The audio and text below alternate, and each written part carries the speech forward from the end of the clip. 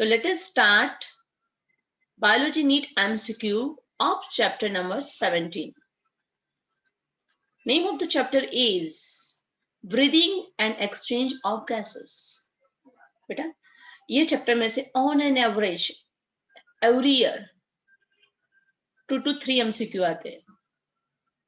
Okay, minimum 2 maximum 3. कभी कभी single MCQ भी आया है, कभी कभी, लेकिन कभी कभार. तो हमें एवरेज कितनी लगानी है? 2 एमसीक्यू की. कितनी लगानी बेटा? 2 एमसीक्यू की. चैप्टर अच्छा वाला है, एनसीईआरटी लर्न करोगे, समझ के लर्न करोगे, प्यार से लर्न करोगे, तो आपको आप डेफिनेटली एमसीक्यू सॉल्व कर पाओगे. चलो आजा, चलो देखते 2018 में पूछे गए MCQs. Which of the following options correctly represents the lung condition in asthma and emphysema respectively? Okay, सबको अस्थमा के बारे में पता है. What is asthma? It is allergic respiratory disease. Respiratory tract का डिजीज है, एलर्जी से होता है. एंड एम्फीसेमा, एम्फीसेमा में कहाँ पे प्रॉब्लम होता है? कि भाई एम्फीसेमा में there is a inflammation occur in alveoli. Alveoli के अंदर प्रॉब्लम क्रिएट हो जाता है. तो उसके लिए करेक्ट ऑप्शन कौन सा है? चलो आ जाओ. ओके, तो फर्स्ट ऑप्शन रीड करते, inflammation of bronchioles. Yes, asthma में क्या होता है बेटा? जो हमारी ब्रोंकियोल्स होती है ना, ये ब्रोंकियोल्स क्या है मैम? तो देखो बेटा, ये ट्रैकिया है. Trachea enter into each lung, okay, and form primary bronchi. This is left primary bronchi, left primary bronchi, and this is right primary bronchi. समझ में आया? उसका डिवीजन होता है सेकेंडरी ब्रोंकाई में. Then again divide to form tertiary bronchi, and tertiary bronchi divide into bronchioles. इसमें divide हो जाती है भाई, ब्रोंकियोल्स में डिवाइड हो जाती है. यस, तो क्या होता है? Inflammation of bronchioles. ब्रोंकियोल्स के अंदर इन्फ्लेमेशन हो जाती है. ब्रोंकियोल्स का ल्यूमन है ना, इतना होता है ल्यूमन, कैविटी इतना होता है, तो वो नैरो हो जाता है, इतना हो जाता है, स्वेलिंग हो जाती है इसीलिए. और ये ल्यूमन कम हो जाएगा तो ट्रांसपोर्ट ऑफ O2 CO2 में प्रॉब्लम हो जाएगा, और जो CO2 बॉडी के बाहर निकलना चाहिए वो निकलेगा नहीं. ओके, और हमें सफोकेशन फील होता है. That is called asthma. याद रखना है. ओके, तो सीधी एनसीईआरटी की line, the inflammation of bronchiole, that is asthma. And decrease respiratory surface. Yes, हमें पता है कि भाई लंग के अंदर, लंग का स्ट्रक्चरल एंड फंक्शनल यूनिट कौन है? Alveoli. Alveoli is the structural and functional unit of lung. If alveoli get damaged, then lung की जो respiratory surface है वो decrease हो जाएगी. और एम्फीसीमा में बेटा क्या है? एक बार एल्वियोला डैमेज हो गई ना, फिर उसकी रिकवरी नहीं आती है. कोई भी ट्रीटमेंट करो, एक बार जो एल्वियोला को डैमेज हुआ है, एल्वियोला की वॉल की इलास्टिसिटी लॉस्ट हो जाती है. समझ में आया? और alveola is a respiratory site. It is a main site of O2 CO2 exchange. Alveoli में प्रॉब्लम हुआ तो रेस्पिरेटरी सरफेस डिक्रीज हो जाएगी. तो हमारा जो फर्स्ट ऑप्शन है वो करेक्ट ऑप्शन है. फर्स्ट ऑप्शन है हमारा एकदम करेक्ट ऑप्शन है बेटा. क्लियर? ओके, तो आंसर हमारा मिल गया फर्स्ट. ओके, चलो. ओके, मैचिंग वाला क्वेश्चन आया. मैं आपको बोल दी थी वो जो रेस्पिरेटरी वॉल्यूम है, रेस्पिरेटरी कैपेसिटी है ना, इंस्पायरेटरी वॉल्यूम, याद आया? TV, IRV. यस, उसके कॉलम बेस्ड एमसीक्यू आते हैं. चलो उसका आंसर दो. टाइडल वॉल्यूम सबको पता है. टाइडल वॉल्यूम की वैल्यू कितनी है? Everybody knows. मैं आपको 30 सेकंड देती हूँ. I want answer. शांति से देखो और आंसर दो. आप पूछो. Okay, tidal volume. देन ये कौन है भाई? IRV. This is ERV and this is RV. मैंने आपको चार्ट के फॉर्म में याद कराया था ये सब. Okay, clear? तो yes, so answer is B. Answer क्या आएगा? बी. चलो देखते हैं. Tidal volume 500 to 550 ml. Always इतना ही होता है, 500 to 550 ml. मतलब A3 दो में है तो हमें 50-50 मिल गया. ये दोनों में से कोई एक आंसर होगा. ओके, चलो. IRV की वैल्यू कितनी है? 2500 to 3000 ml. ये IRV की वैल्यू है. समझ में आया? क्लियर? तो देखो ये आ गया, बी आ गया, बी हमारा आ गया. यस, ERV कितना होता है? ERV होता है 1000 to 1100 ml and RV 1100 to 1200 ml। मैंने जो ट्रिक बताई थी ना, आपको इसी हिसाब से याद रखना है, तो आप उसका परफेक्ट आंसर फाइंड कर पाओगे बेटा। Yes, so our answer is B. Correct answer कौन सा है? बी। क्लियर? ओके। और ये 2018 में एक थर्ड क्वेश्चन पूछा था, है ना, मैंने ये क्वेश्चन एक्स्ट्रा करवाया था। चलो, which of the following is occupational respiratory disorder? Occupation से जो डिजीज होता है वो, ओके कोई सपोज कोई फर्म में काम करता है, वो फर्म में डस्ट बहुत उड़ती है ना, और उससे जो डिजीज होता है that is called occupational disease. Okay, yes yes, perfect, एक ने सही आंसर दिया। यस यस यस, रुष्टि प्रथम राइट आंसर दिया भाई। ओके चलो, तो our answer is B, silicosis. कौन सा आंसर आएगा बेटा? सिलिकोसिस। यस, ओके, मैंने सीधा समझाया था। क्लियर? तो silicosis is the correct answer for this question. And दूसरा कौन सा है? Disease asbestosis. सपोज सिलिकोसिस नहीं होता तो दूसरा ऑक्यूपेशनल डिजीज का एग्जांपल कौन है बेटा? एस्बेस्टोसिस। याद रखना है ना, इंपॉर्टेंट है, very very important.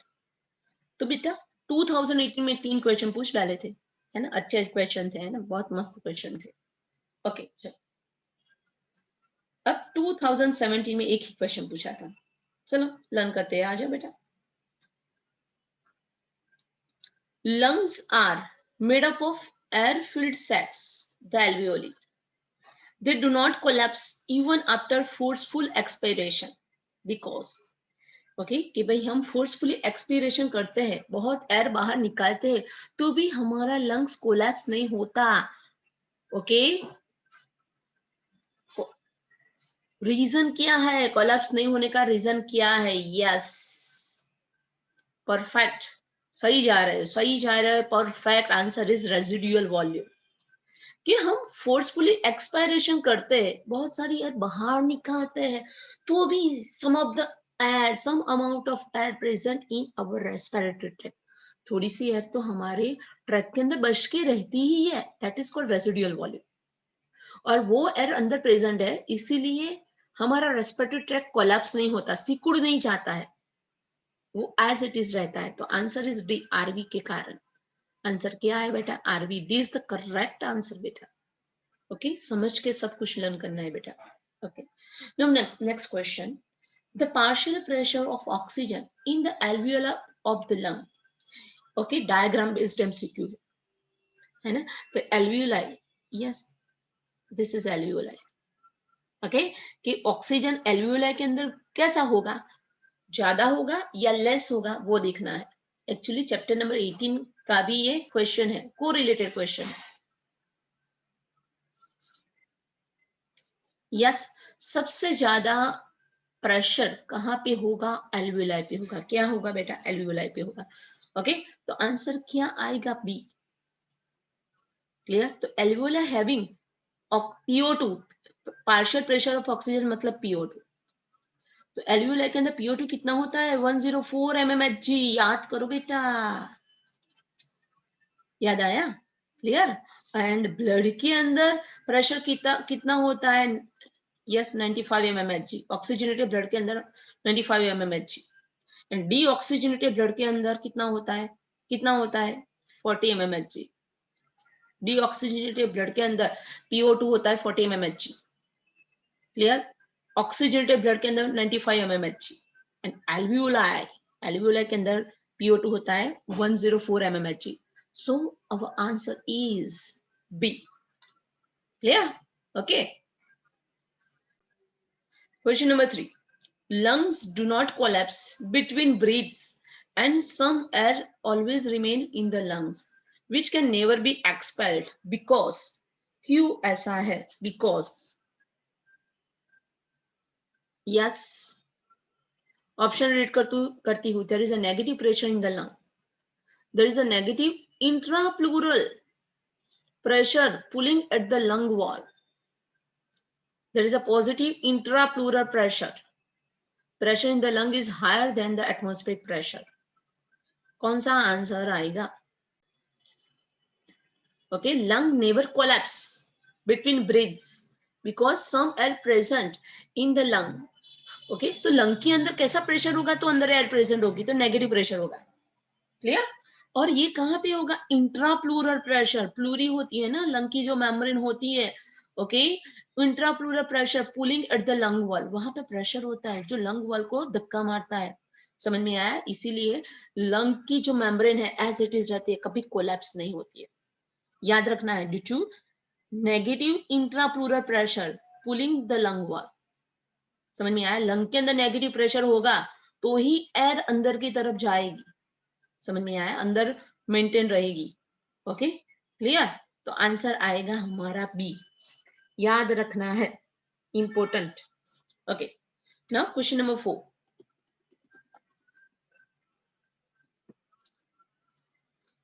Reduction in pH of blood will A. Decrease the affinity of hemoglobin with oxygen. B. Release bicarbonate ion by the liver. C. Reduce the rate of heartbeat. And D. Reduce the blood supply to the brain. बहुत मस्त question है, बहुत मस्त question है कि reduction in pH of blood, blood की pH reduce हो जाएगी तो क्या होगा?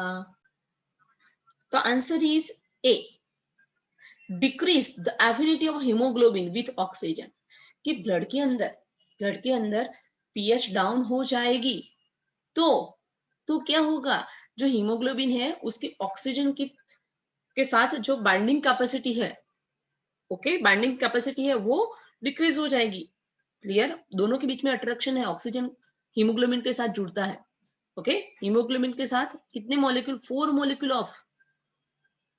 Of oxygen bind with 1 molecule of haemoglobin. अब देखो बेटा, ब्लड की पीएच कितनी है? 7.4. अब वो पीएच सपोज 7.2 हो गई तो अब ये ऑक्सीजन है ना हीमोग्लोबिन के साथ नहीं जुड़ेगा. क्लियर? ब्लड है लेकिन ब्लड का फंक्शन स्टॉप हो जाएगा. They can not transport enough amount of oxygen. समझ में आया? बॉडी को ऑक्सीजन नहीं प्रोवाइड कर पाएगा और कंटिन्यूस ऐसा हो जाएगा तो डेथ भी हो सकती है. बिकॉज ऑक्सीजन नहीं मिल जाएगा तो हम जिंदा नहीं रह पाएंगे बेटा, है ना? तो आंसर आएगा A. It decreases the affinity of oxygen with it decreases the affinity of haemoglobin with oxygen. Clear? ये तीनों आंसर कभी आएंगे नहीं. चलो, now question number 5. Name the chronic respiratory disorder caused mainly by cigarette smoking. ये भी मैंने चिल्ला के बोला था. यस, जब चला रही थी तब बोला था. It also occur due to smoking also. समझ में आया? स्मोकिंग से भी ये डिजीज होता है, वो बोला था. Yes, okay, perfect. Okay, and that disease is emphysema. Disease कौन है? एम्फीसेमा. स्मोकिंग के थ्रू होता है वो डिजीज है बेटा, एम्फीसेमा. और उसमें कौन डैमेज होता है? एल्वियोलाई गट डैमेज. ये बहुत रिपीट हुआ है, एम्फीसेमा वाला टॉपिक बहुत बार एमसीक्यू में आया है, खुद देखना. ओके, एल्वियोलाई में किसको डैमेज होता है? It damages alveoli. Alveoli wall को डैमेज होता है, उसकी इलास्टिसिटी लॉस्ट हो जाती है बेटा. ओके, इलास्टिसिटी लॉस्ट हो जाती है बेटा.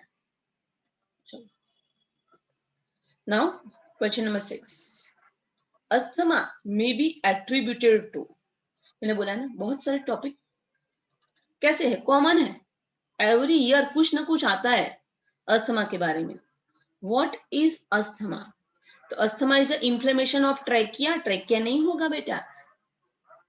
B, accumulation of fluid in the lung. No, asthma is the allergic disease. कैसा डिजीज है? एलर्जिक डिजीज है. और उसमें ब्रोंकियल में स्वेलिंग आ जाती है, इन्फ्लेमेशन होता है. कहाँ पे? ब्रोंकियल पे. ओके, तो चलो दूसरे ऑप्शन देखते हैं. C, it is bacterial infection of the lung. No, it is allergic reaction. Yes, asthma is the allergic reaction of the mast cell in the lung. Yes, lung के अंदर mast cell है. During allergy this mast cell secrete 3 substance, heparin, histamine and third one is serotonin. और ये जो histamine है वो allergic symptoms के लिए रिस्पॉन्सिबल है। Okay, reddening of skin, reddening of nose, eyes, watering of nose, है ना, आंख में से पानी निकलना, नोज में से पानी निकलना, वो सारे सिम्टम्स कौन करवाता है? हिस्टेमाइन। क्लियर? इसीलिए जिसको अस्थमा है उसको ट्रीटमेंट करवानी होती है। In the treatment of asthma which drug is used, थोड़ा एक्स्ट्रा करवा रही हूँ। In the treatment of asthma which drug is used, तो आंसर होगा एंटीहिस्टामाइन ड्रग।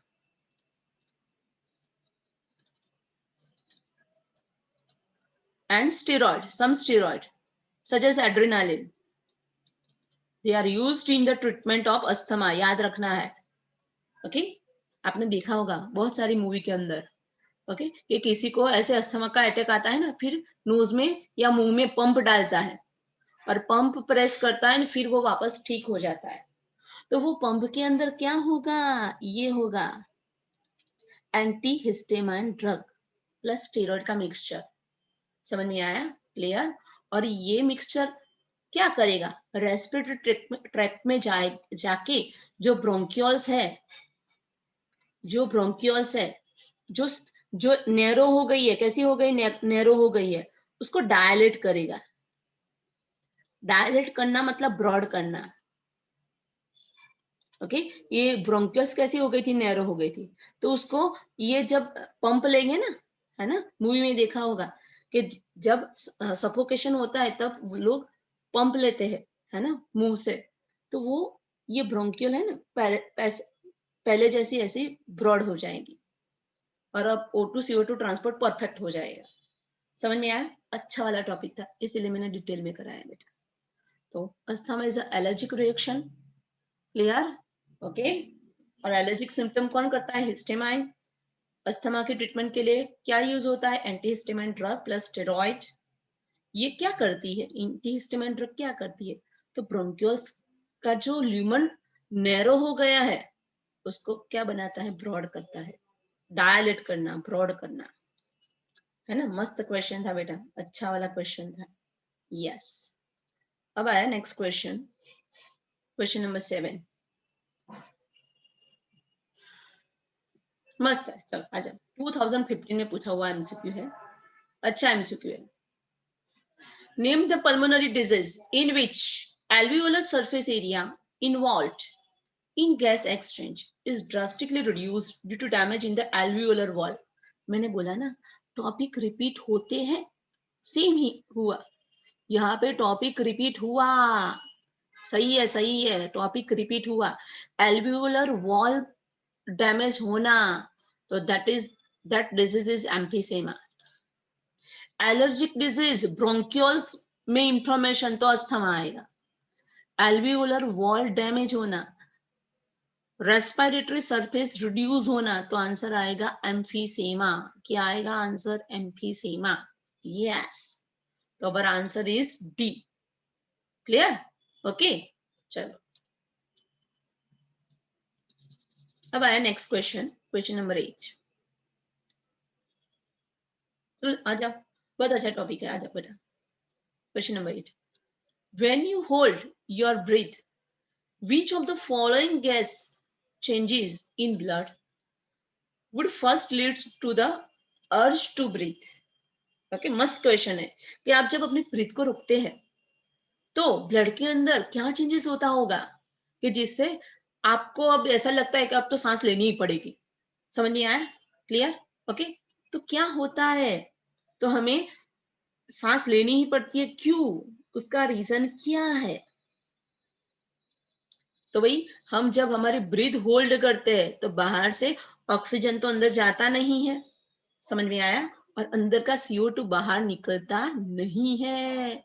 तो होगा क्या? बॉडी के अंदर CO2 का कंसंट्रेशन राइज हो गया, इंक्रीज हो गया। सो व आंसर इज डी। समझ में आया कि when you hold your breathe, मैंने ब्रीथ मेरी होल्ड की, बाहर से O2 तो जाएगा नहीं, लेकिन अंदर का CO2 मेरे लंग के अंदर एक्यूमुलेट हो जाएगा। इतना CO2 अंदर का प्रेशर हाई हो जाएगा, पल्मोनरी प्रेशर। समझ में आया? प्रेशर PCO2 हाई हो जाएगा अंदर, और वो CO2 बाहर निकलने के लिए बेचारा बहुत तड़पता होगा। समझ में आया? इसलिए हम फटाफट फिर सांस लेने लगते हैं। क्यों? आंसर आएगा राइजिंग CO2 कॉन्सेंट्रेशन। है ना? अच्छा क्वेश्चन था। Now next question, approximately 70% of carbon dioxide absorbed by the blood will be transported to the lungs. सीधा NCERT क्वेश्चन, सारे क्वेश्चन सीधे NCERT से ही बेटा, सारे क्वेश्चन कि 70% CO2 ट्रांसपोर्ट लंग की तरफ कौन लेके जाता है, किसके थ्रू होता है? So our answer is A. Clear? 70% CO2 transport takes place by in the form of bicarbonate ion. किस फॉर्म में होता है? बाइकार्बोनेट। सीधा NCERT, है ना? तो क्वेश्चन हार्ड तो होते ही नहीं है, खाली बारी बारी लर्न करने की बेटा। मल्टीपल टाइम NCERT को समझो, रीड करो, डेफिनेटली सब कुछ आएगा, ये मेरी गारंटी है। परफेक्टली वर्क करोगे ना तो मार्क्स अच्छे आएंगे, सारे MCQ भी होंगे। ओके, चलो नेक्स्ट क्वेश्चन। क्वेश्चन है कौन सा? चलो अच्छा, डायग्राम बेस्ड MCQ है। ABCD लेबलिंग किया हुआ है। Select the option which gives correct identification and main function और कैरेक्टरिस्टिक। ओके, चलो देखते हैं। ऑप्शन सी, alveoli है। देखो तो थोड़ा अंदाज करके देखो। ओके, क्या alveoli है? एक मिनट। यस, alveoli है। It is a thin-walled vascular bag. Alveoli is a thin-walled vascular bag-like structure for exchange of gas. Yes, यहाँ से आ गया। मैं बारी बारी बोलती हूँ, NCERT के अंदर जितनी भी लेबलिंग है बेटा, वो परफेक्टली करनी ही है। आपका नीट के अंदर डायग्राम वाला MCQ NCERT की डायग्राम में से ही आता है, कोई बाहर की नहीं आती है। इसलिए मल्टीपल टाइम रिवीजन किया करो। बी देखते हैं, चल आगे का ऑप्शन डी क्या है? ये क्या है भाई? ये डायाफ्राम है। Okay, lower end of lung ऐसा लिखा है। डायाफ्राम फूल्स, नहीं ये नहीं आएगा। ओके, सी ए ट्रैकिया, ये ट्रैकिया है। Long tube supported by, complete नहीं, इनकम्प्लीट लिखा होना चाहिए। Trachea is supported by incomplete cartilaginous ring for conducting inspire air. यह कंप्लीट लिखा है, यह क्या होना चाहिए? इनकम्प्लीट, इसलिए ये भी नहीं आएगा। डी ऑप्शन देखते हैं। बी क्या है? B is the pleural membrane. Okay, देखते क्या है। Surrounds reads, no it surrounds lungs. Pleural membrane lung के सराउंडिंग होती है, यहां से भी ये रॉन्ग। समझ में आया? So our correct answer is A. Clear? Okay, now next question 2012 में पूछा हुआ question. Which one of the following is the correct statement for respiration in human? Okay, मैं रीड करती हूँ, देखो। A, cigarette smoking may lead to inflammation of bronchi. Cigarette smoking से क्या bronchi की इन्फ्लेमेशन होती है? नहीं होती है। B, neural signal from pneumotaxic centre in pons region of brain can increase the duration of inspiration. No, can reduce, यहाँ पे reduce आना चाहिए, decrease आना चाहिए। समझ में आया? तो ये भी रॉन्ग है। Worker in grinding and stone breaking industries may suffer from lung fibrosis, right? उसको lung fibrosis होता है। Yes, it is occupational disease. lung fibrosis होता है, lung hard बन जाते हैं due to accumulation of fibrous tissue. About 90% of CO2 is carried by hemoglobin as carbaminohemoglobin. ये wrong है। So correct answer is C. समझ में आया बेटा? Clear? Okay. Okay okay, perfectly learn करना है, समझ समझ के आंसर देना है भाई। नाउ क्वेश्चन नंबर 12, चलो people who have migrated from the plains to an area adjoining Rohtang Pass about 6 months back. कि एक पर्सन था जो गुजरात में रहता था या तो राजस्थान में रहता था, फिर उसकी जॉब कहाँ पे लगी? आबू पे लगी, ऊपर माउंटेन पे लगी, आबू पे लगी। समझ में आया? तो वो पर्सन यहाँ से जब माउंटेन रहने के लिए जाएगा ना, तो पहले उसके रेस्पिरेशन में प्रॉब्लम होगा, बिकॉज माउंटेन पे जैसे हाइट पे एयर का प्रेशर कैसा होता है? लोअर होता है, एयर पतली होती है, तो ब्रीदिंग में प्रॉब्लम होता है उसको। समझ में आया? अब 6 मंथ में वो एडजस्ट हो जाएगा, उसको वो प्रॉब्लम नहीं होगा। क्लियर? वो एडजस्ट हो जाएगा।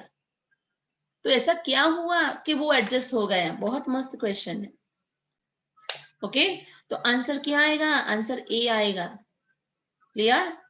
कि जो पीपल प्लेन में से मतलब राजस्थान गुजरात में रहते होगे, वो पहाड़ी एरिया में गए हैं। रोहतांग पास मतलब ये माउंटेन वाला एरिया है, पहाड़ी एरिया है, तो 6 मंथ में वो एडजस्ट हो जाएगा।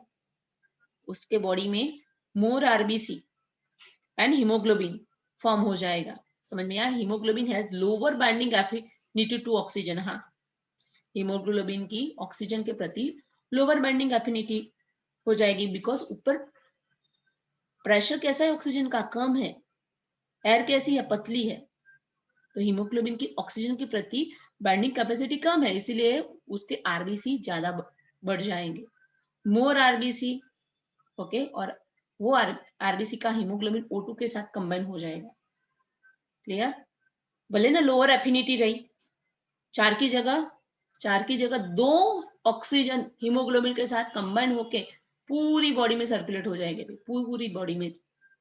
तो आंसर इज ए, याद रखना है।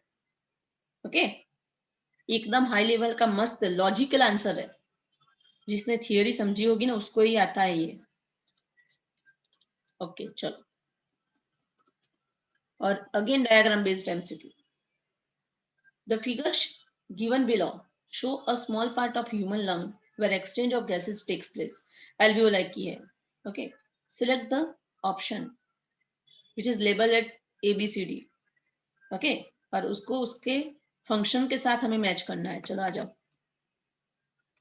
ओके, चलो देखते हैं क्या आता है। चलो फटाफट आंसर दो। Yes, B is the correct answer. Okay, ये कौन है? ये this one is alveolar cavity. Yes, alveolar की कैविटी है। It is the main site of exchange of respiratory gases. Yes, O2 CO2 exchange की मेन साइट है कौन बेटा? Alveolar cavity. B is the correct answer. देखते ये C क्या है। चलो आ जाओ। C, arterial capillary passes oxygen to tissue. ओ तेरी, ये एकदम करेक्ट नहीं है। Okay, clear? हमारा करेक्ट कौन सा था? बी ही था, है ना। D, capillary wall, no no, वो भी रॉन्ग है। B, RBC transport of CO2 मिली नहीं, आरबीसी तो O2 को O2 CO2 दोनों को ट्रांसपोर्ट करता है भाई। क्लियर? तो परफेक्ट है ओनली बी। 2011 तक के एमसीक्यू करेंगे हम। ओके, चलो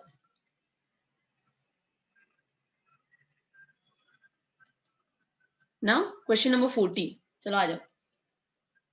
40 नंबर का क्वेश्चन।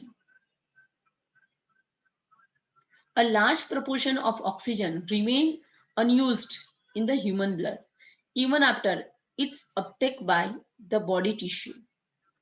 This oxygen, ये ऑक्सीजन कैसे एक्ट करता है? It act as a reserve during muscular exercise. B, raise the PCO2 of blood to 75 mmHg। कभी ब्लड का PCO2 75 mmHg नहीं बढ़ता है, तो ये तो निकल गया। is enough to keep the oxyhemoglobin saturation at 96%, ये भी नहीं आता। It helps in releasing more O2 to the epithelial tissue। Epithelial tissue में जितना O2 जाना है उतना ही जाता है। ओके, तो हमारा आंसर क्या आया? ए आया कि ऑक्सीजन ब्लड के थ्रू जाता है, लेकिन सारा ऑक्सीजन यूज नहीं होता है, because it act as a reserve during muscular exercise. जब हम मस्कुलर एक्सरसाइज करते हैं तब बॉडी को ज्यादा ऑक्सीजन चाहिए, तो वो ऑक्सीजन रिजर्व रहता है कहाँ पे, ब्लड के अंदर। पूरा ऑक्सीजन ब्लड के हर एक टिश्यू को नहीं मिलता है, खाली 5 ml ऑक्सीजन ही ट्रांसपोर्ट होता है। समझ में आया? 100 ml blood transport only 5 ml of oxygen. Clear? Because बाकी का ऑक्सीजन रिजर्व रहता है कि जब बॉडी को ज्यादा ऑक्सीजन की जरूरत हो ड्यूरिंग एक्सरसाइज तब वो प्रोवाइड होता है। समझ में आया? रिजर्व ऑक्सीजन है वो प्रोवाइड होता है, याद रखो। तो अवर आंसर इज ए। ये सब लॉजिकल क्वेश्चन है, लॉजिक लगाना पड़ता है, कहीं पे लिखा नहीं है, ओके, लेकिन लॉजिक लगाना पड़ता है भाई। चलो ओके, अब आए बेटा question number 15। Which one of the following is a possibility for most of us in regard to breathing by making conscious effort? कि ब्रीदिंग के बारे में क्या पॉसिबिलिटी है, कौन सा एकदम करेक्ट वर्ड है वो देखना है, करेक्ट सेंटेंस है वो। One can breathe out air totally without oxygen. No, ये कोई करेक्ट है? ऑक्सीजन बिना की एयर कोई ब्रीथ करता है भले? नहीं। One can breathe out air through eustachian tube by closing both nose and mouth. नहीं, यूस्टेचियन ट्यूब कहाँ पे ओपन होती है? माउथ के अंदर। तो माउथ एंड नोज क्लोज करते हैं तो यूस्टेचियन ट्यूब के थ्रू कैसे ब्रीदिंग होता है? कभी नहीं होता। यूस्टेचियन ट्यूब बैलेंस में काम करती है, ब्रीदिंग में काम नहीं आती है। One can consciously breathe in and breathe out by moving the diaphragm alone without moving the ribs at all. ये राइट है, ये हो सकता है। समझ में आया कि हमारा डायाफ्राम नीचे की तरफ मूव होगा तो हम इंस्पायरेशन करेंगे, डायाफ्राम ऊपर की तरफ मूव होगा तो एक्सपायरेशन करेंगे। समझ में आया? क्लियर? तो C is the right. D देखते, the lung can made fully empty by forcefully breathing out all air from them. नहीं, लंग कभी हम एक्सपायरेशन में लंग में से सारी एयर कभी नहीं निकाल सकते, कभी नहीं। लंग के अंदर थोड़ी एयर तो अंदर जमा रहती ही है यार। तो अगर आंसर इज सी, हमारा आंसर क्या आएगा? सी आएगा। समझ में आया बेटा? ओके, सोच सोच के आंसर देना पड़ता है, प्रैक्टिस करनी पड़ती है ऐसे एमसीक्यूज की। चलो अब 2011 में पूछा गया next question. Bulk of CO2 released from body tissue into the blood is present as, कि भाई हमारे बॉडी टिश्यू में से बहुत सारा CO2 ब्लड के अंदर रिलीज होता है, किस फॉर्म में रिलीज होता है? हमें पता है maximum CO2 transportation. Question repeat हुआ है, मैक्सिमम CO2 ट्रांसपोर्टेशन किस फॉर्म में होता है? मेरे सारे बच्चों का राइट आंसर होगा यस, बाइकार्बोनेट के फॉर्म में होगा। 70% CO2 ट्रांसपोर्टेशन बाइकार्बोनेट के फॉर्म में होता है। तो आंसर इज ए। आंसर कौन सा आएगा? ए आएगा। And the last question of this session, चलो आ जाओ। यहाँ पे रेस्पिरेटरी कैपेसिटी दी है, यहाँ पे रेस्पिरेटरी उसका वॉल्यूम दिया है। समझ में आया? चलो आ जाओ। मैचिंग मैचिंग फाइंड करना है, मैचिंग मैचिंग फाइंड करना है। Okay, residual volume, vital capacity, IRV inspiratory reserve volume and inspiratory capacity कितनी होती है वो हमें फाइंड करना है। समझ में आया? कि listed below are 4 respiratory capacity, 4 respiratory capacity है and 4 jumbled respiratory volume of a normal human adult. Which one of the following is the correct match? Correct match find करना है, करेक्ट मैच कौन सा है वो फाइंड करना है। Yes, IRV। चलो चलो चलो चलो चलो ट्राई करो, पहले अपने आप ट्राई करो। यस, तो आंसर इज सी। आंसर क्या आएगा? सी। 4 number, 4 number inspiratory capacity, okay, 3500 ml and 1 residual volume कितना होता है? 11 से 1200 ml रेजिडुअल वॉल्यूम है ना। एंड इंस्पायरेटरी कैपेसिटी कैसे बनती है, मैंने सिखाया था, टीवी प्लस IRV। टीवी का वैल्यू 500 ml, IRV का वैल्यू 2500 से लेके 3000 है ना बेटा, याद आया? मैंने वो पूरा चार्ट सिखाया था। दोनों को प्लस करो, 2500 प्लस 500 3000 ml, और ये दोनों को प्लस करो 3500 ml, है ना? तो आया ना 3500 ml। यस, तो करेक्ट क्या है बेटा? 4 नंबर का IRV, IC का मतलब उसकी वैल्यू कितनी है 3500 ml, एंड रेसिडुअल वॉल्यूम की कितनी है 1200 ml। समझ में आया? क्लियर? तो इसी के साथ बेटा हमारा ये सेशन फिनिश हुआ। हमने 2018 से लेके 2010 तक के सारे एमसीक्यू किए। ओके, चैप्टर बहुत मस्त है, मल्टीपल टाइम रीडिंग करो, एमसीक्यू सॉल्व करो, डेफिनेटली आप नीट में भी उसके एमसीक्यू सॉल्व कर पाओ।